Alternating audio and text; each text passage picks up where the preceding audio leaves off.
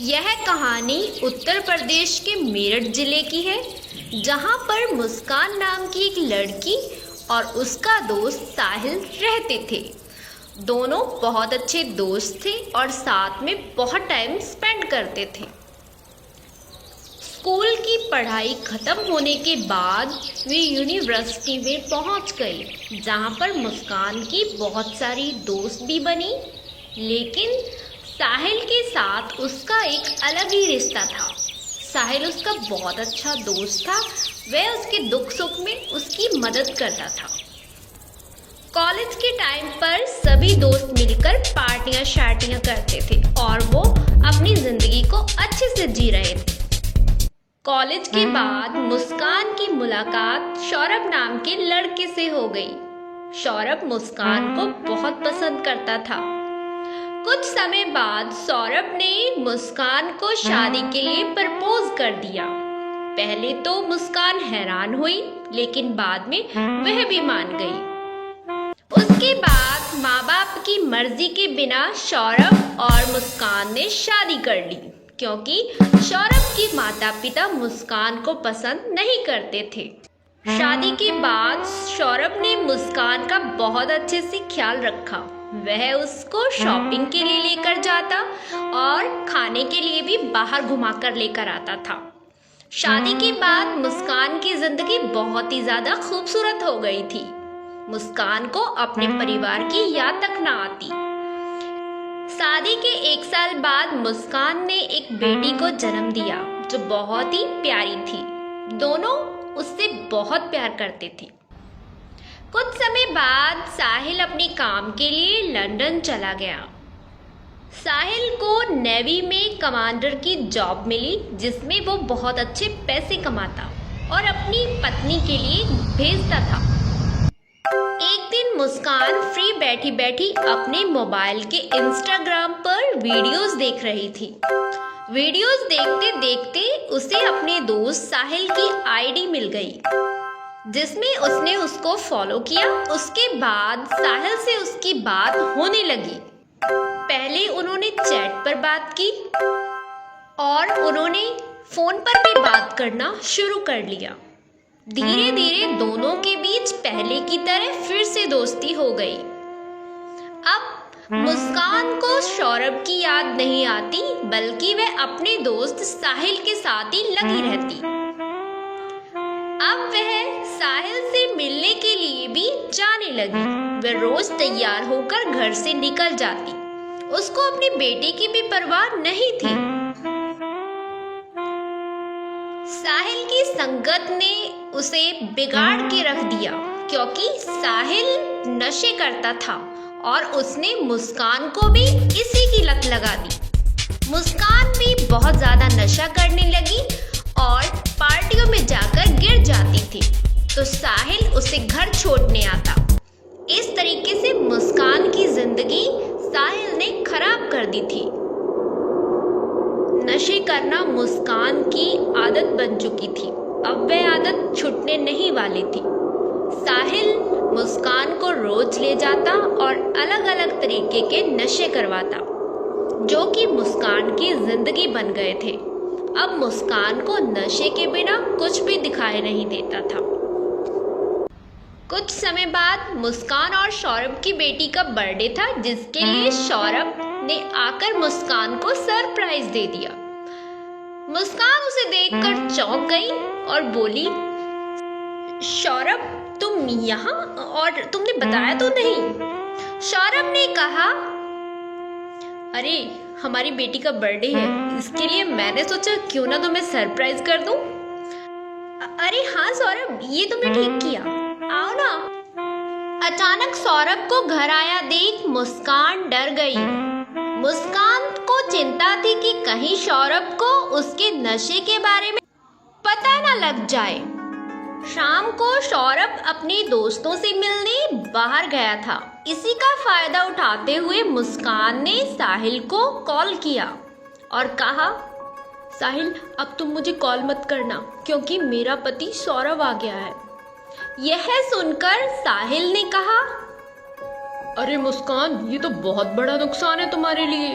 तुम्हें पता है अब तुम्हारा पति आ गया है, अब तुम कोई नशा नहीं कर पाओगी, अब तुम्हें अपने नशे को छोड़ना पड़ेगा। यह सुनकर मुस्कान को बहुत गुस्सा आया और उसने साहिल से कहा, साहिल, ये तुम क्या बकवास कर रहे हो? मैं सब कुछ छोड़ सकती हूँ लेकिन मैं नशा नहीं छोड़ सकती। तुम्हें पता है मुझे इसकी बहुत बुरी आदत हो चुकी है और मैं इस नशे के बिना नहीं रह सकती। अगले दिन मुस्कान अपने दोस्त साहिल से मिलने उसके पास गई तो साहिल ने उसको समझाया और कहा, मुस्कान, मेरी बात ध्यान से सुनो, या तो तुम ये नशा छोड़ दो या फिर तुम अपने पति सौरभ को ठिकाने लगा दो। पहले तो मुस्कान ने यह करने से मना कर दिया, लेकिन बाद में उसने सोचा कि नशा मेरी आदत है और मैं उसे नहीं छोड़ सकती, चाहे मुझे इसके लिए कुछ भी करना पड़े। तो उसने डिसाइड किया कि मुझे अब ये कदम उठाना ही होगा, मुझे सौरभ को ठिकाने लगाना ही पड़ेगा। साहिल ने मुस्कान को सौरभ को मारने के लिए पूरा प्लान समझाया। अगले दिन मुस्कान की बेटी का बर्थडे था, जिसमें सौरभ और मुस्कान बहुत ज्यादा खुश थे। उन्होंने बर्थडे पर बहुत ही ज्यादा एंजॉय किया। दोनों ने मिलकर खूब डांस किया और अपनी बेटी को भी डांस करवाया। सब बहुत ज्यादा खुश थे, घर में बहुत सारी खुशियां थी, लेकिन अब उनकी खुशियों को नजर लगने वाली थी। मुस्कान ने सौरभ के खाने में नशीली दवा मिला दी, जिससे कि सौरभ को जल्दी से नींद आ जाए। सौरभ ने जैसे ही अपना खाना खत्म किया, वह जाकर अपने कमरे में सो गया। उसको बहुत ही जल्दी नींद आ गई, जिसका मुस्कान और साहिल ने फायदा उठाया। मुस्कान ने साहिल को फोन लगाया और कहा, साहिल, तुम जल्दी से आ जाओ, सौरभ अब पूरी तरीके से नींद में है, वह सो गया है। कुछ देर बाद साहिल मुस्कान के घर आ पहुंचा और उसने मुस्कान को समझाया कि किस तरीके से तुमने सौरभ पर वार करना है।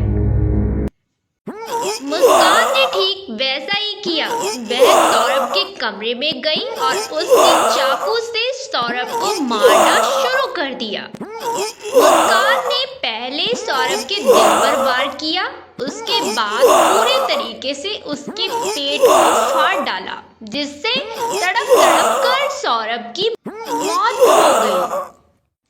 सौरभ को मारने के बाद साहिल और मुस्कान ने उसके शरीर के 15 टुकड़े करके एक बोरी में भर दिए। प्लान के अनुसार अगले दिन मुस्कान एक दुकान पर ड्रम खरीदने के लिए गई। उसने ड्रम विक्रेता से कहा, भाई साहब, मुझे एक ड्रम चाहिए और ड्रम भी थोड़ा बड़ा होना चाहिए।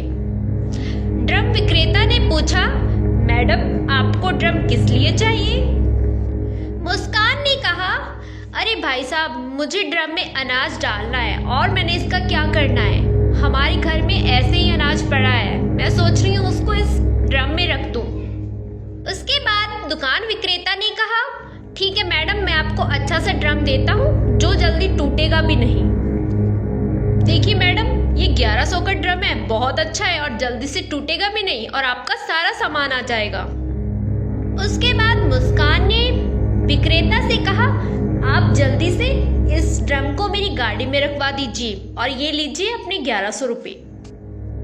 मुस्कान को ड्रम लेने की इतनी जल्दी थी कि उसने विक्रेता से दाम कम करने के लिए भी नहीं कहा। अरे ये मैडम तो बहुत अच्छी निकली, इन्होंने तो जरा भी दाम कम नहीं किया और पूरे पैसों में ड्रम ले गई। चलो, मुझे इससे क्या।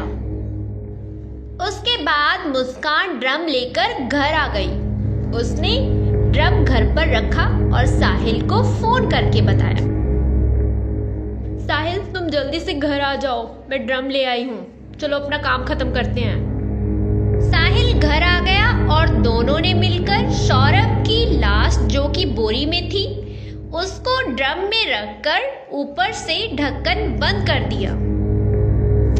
साहिल ने मुस्कान से कहा, मुस्कान, जल्दी जाओ और जाकर 2 थैले सीमेंट के लेकर आओ।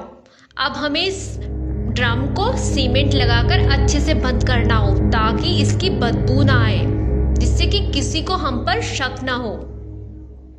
मुस्कान ने ठीक वैसा ही किया। वह बाजार गई और 2 थैले सीमेंट के लेकर आ गई। उन्होंने अच्छे से ड्रम को सीमेंट की मदद से बंद कर दिया और इस ड्रम को घर के एक कोने में एक साइड पर रख दिया जहां कोई आता जाता नहीं था। यह सब करने के बाद अगले दिन मुस्कान अपने दोस्तों और साहिल के साथ शिमला के लिए निकल गए। सब लोग शिमला के एक होटल में रुके जहां पर उन्होंने रात को खूब एंजॉय किया। उन्होंने अपने दोस्तों के साथ पार्टी की और मुस्कान ने बहुत ही ज़्यादा शराब पी रखी थी। इतने नशे में उसको पता ही नहीं चल रहा था कि वह क्या कर रही है। कुछ टाइम बाद मुस्कान के फ़ोन पर एक फ़ोन आता है जिसमें उससे कहा जाता है कि वह जल्दी से घर आ जाए। जैसे ही मुस्कान घर पहुंचती है उसके घर पुलिस आ जाती है और मुस्कान को अरेस्ट कर लेती है। मुस्कान के साथ साथ उसके दोस्त साहिल को भी पुलिस अरेस्ट करके ले जाती है और उन दोनों को जेल में डाल देती है।